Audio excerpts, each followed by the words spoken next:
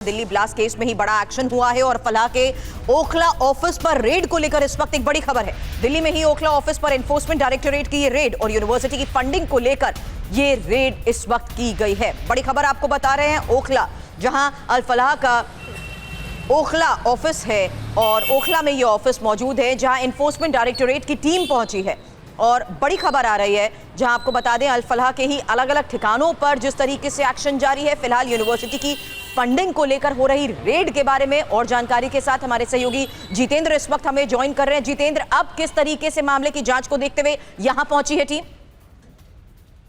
जी बिल्कुल, देखिए अल फलाह यूनिवर्सिटी से जुड़े जितने ट्रस्टीज हैं और इसके अलावा जितने भी व्यक्ति हैं उन तमाम उनके ठिकानों पर इस वक्त ईडी की टीम जो है रेड कर रही है। सुबह 5 बजे ये रेड शुरू की गई थी। दरअसल ईडी इस पूरे मामले में यूनिवर्सिटी को हो रही फंडिंग को लेकर तफ्तीश करी है और खासतौर से जो विदेशी फंडिंग यहाँ पर हो रही थी उसको लेकर ये तफ्तीश की जा रही है। जैसे ही जो डॉक्टर्स का एक मॉड्यूल जैश-ए मोहम्मद से जुड़ा हुआ पकड़ा गया अल फलाह यूनिवर्सिटी में, तो उसके बाद से अल फलाह यूनिवर्सिटी जांच एजेंसियों के रडार पर थी। इसी दौरान ईडी को तमाम वित्तीय अनियमितताओं के बारे में पता चला, जिसको लेकर ईडी ने अपनी अभी जांच शुरू कर दी है। और अगर कुछ भी सबूत हाथ लगता है जाहिर सी बात है अल फलाह यूनिवर्सिटी की जो मुश्किलें वो बढ़ सकती हैं।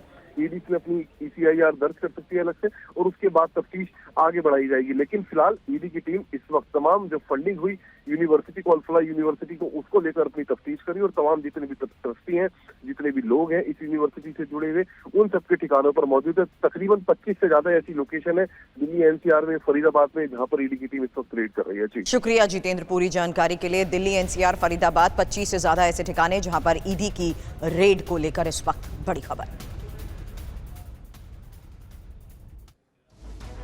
और दिल्ली में हमास जैसे अटैक की साजिश का पर्दाफाश हुआ है। एक और बड़ी जानकारी, ब्लास्ट केस में NIA ने एक और आतंकी को पकड़ लिया है।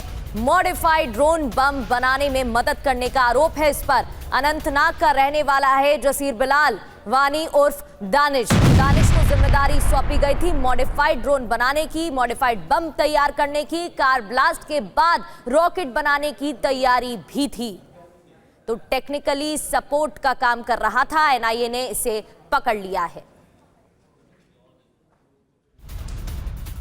हालांकि जसीर ने अब ड्रोन अटैक की साजिश रची। एक और बड़ी खबर आ रही है भीड़भाड़ वाली जगह पर ब्लास्ट की प्लानिंग को लेकर, जहां सुरक्षा ठिकानों पर भी ब्लास्ट का प्लान था और छोटे रॉकेट से बड़े हमलों की प्लानिंग की गई। हालांकि ड्रोन में छोटे बॉम्ब से तबाही का ये प्लान था। तो लगातार जानकारियां और पर्दाफाश उस पूरी साजिश को लेकर हो रहा है, जिससे साफ है कि कैसे जसीर ने ड्रोन अटैक की साजिश रची और भीड़-भाड़ वाली जगहों पर ब्लास्ट की प्लानिंग को लेकर एक और सबसे बड़ी खबर है। सुरक्षा ठिकानों पर ब्लास्ट का प्लान था, छोटे रॉकेट से बड़े हमले की प्लानिंग और ड्रोन में छोटे बॉम्ब से तबाही का प्लान। और श्रीनगर से जसीर वानी को दिल्ली लाई है NIA की टीम। लगातार पूछताछ हो रही है। आज कोर्ट में होगी जसीर वानी की पेशी। पटियाला हाउस की स्पेशल NIA कोर्ट में पेश किया जाएगा। तो दानिश को टीम दिल्ली लेकर आई है। NIA की टीम लगातार छानबीन कर रही है और आज कोर्ट में जसीर वानी की पेशी भी होनी है। पूरे मामले में छानबीन जारी है। नए सुराग मिल रहे हैं। ये वही दानिश है जो मॉडिफाइड ड्रोन बम बनाने का काम कर रहा था। धमाके के बाद भी प्लानिंग थी कि तैयार किया जाएगा एक और बम। जसीर वानी को दिल्ली NIA की टीम लाई है। मॉडिफाइड हथियार बनाने की जिम्मेदारी इसके पास थी। टेक्निकली सपोर्ट कर रहा था आतंकी दानिश।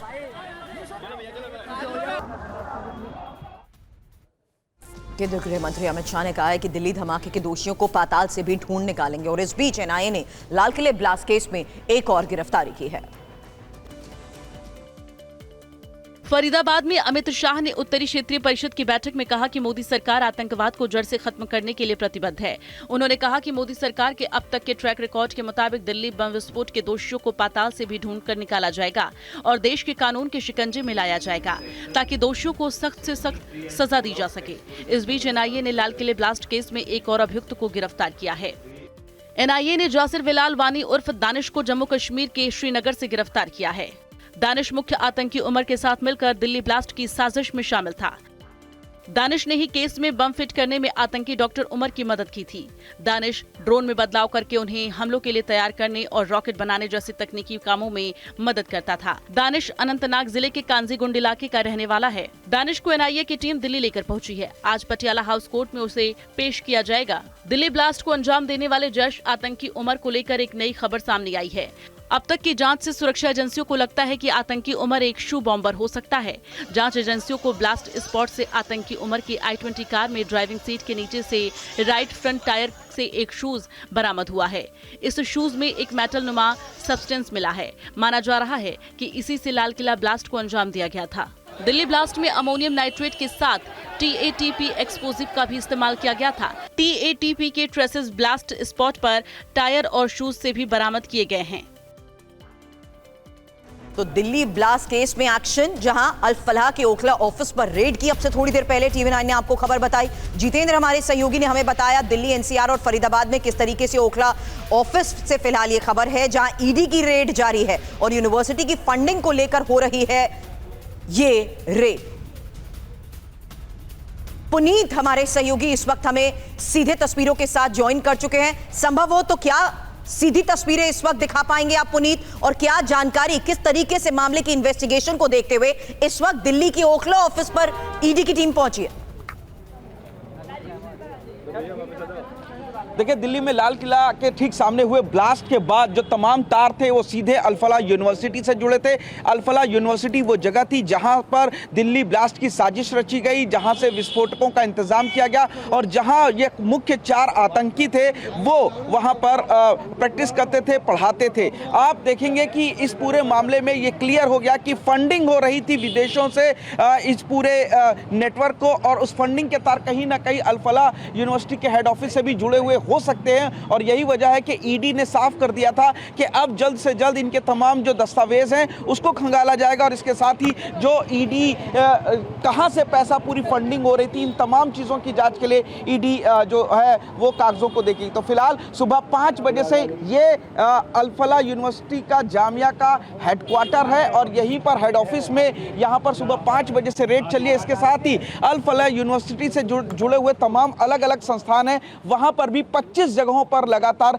रेड चली है। सामने आपके तस्वीर है कि किस तरीके से जो अधिकारी हैं, जो पुलिसकर्मी हैं, जो पैरामिलिट्री फोर्सेस है, उसको भी यहाँ पर तैनात कर दिया गया है। फिलहाल गाड़ियां आपको ईडी की अंदर दफ्तर के नजर आ रही है। तो सुबह 5 बजे से अलग अलग जगहों पर ये रेड है, 25 जगह वो इस वक्त जारी है और तमाम दस्तावेज जो हैं उनको इस वक्त इकट्ठा किया जा रहा। 20 लाख रुपए की फंडिंग की गई थी शाहीन शाहिदा को, और उसने जो विस्फोटक इस्तेमाल करने के लिए इन पैसों का इंतजाम किया था। इसके अलावा जो 2 गाड़ियां थी वो भी खरीदी गई थी। तो ये तमाम जो पैसा है वो कहां से आया, फंडिंग किस तरीके से हो रही थी और यूनिवर्सिटी किन चीजों पर इनमें शामिल है, तमाम चीजों की जानकारी के लिए फिलहाल जो ईडी की रेड है वो इस वक्त अल फलाह यूनिवर्सिटी में जारी है। विदेश से भी तार जुड़ते हुए नजर आए फंडिंग को लेकर, क्योंकि शाहीन भी कई बार विदेश जा चुकी है, 3 बार पाकिस्तान भी जा चुकी है, थाईलैंड भी जा चुकी है। अब जब यहाँ रेड हुई है तो इस बारे में कोई अपडेट? बिल्कुल, देखिए, पाकिस्तान, टर्की और इसके अलावा बांग्लादेश से तार जुड़ते हुए नजर आ रहे हैं और ये साफ हो चुका था कि शाहीन शाहिदा को मोटी फंडिंग की जा रही है। कई बैंक अकाउंट्स मिले हैं उसके, जो लखनऊ में, दिल्ली में और कानपुर में हैं, और वो पैसा उन्हीं में आता था। इसके अलावा यूनिवर्सिटी से किस तरीके से जो यूनिवर्सिटी का पैसा था ये कहां से आता था और किस तरीके से फंडिंग की जा रही है, ये जो तमाम सवाल है वो इस वक्त जांच के घेरे में। और दिल्ली के जो 2 बैंक खाते हैं, कानपुर के जो 2 बैंक खाते हैं, उन पर भी अब जो एजेंसीज है उनकी नजर है। NIA पूरे मामले में जांच कर रही है। 2 लोगों की गिरफ्तारी अभी तक हो चुकी है जो 2 मुख्य आतंकी हैं, और अब ईडी यानी कि पैसे की फंडिंग कहां चल रही थी, किस तरीके से दिल्ली में ब्लास्ट की योजना बनाने के बाद इसी दिल्ली ब्लास्ट को लेकर डॉक्टर शाहीन की करोड़ों की फंडिंग को लेकर कई पर्दाफाश हो चुके हैं।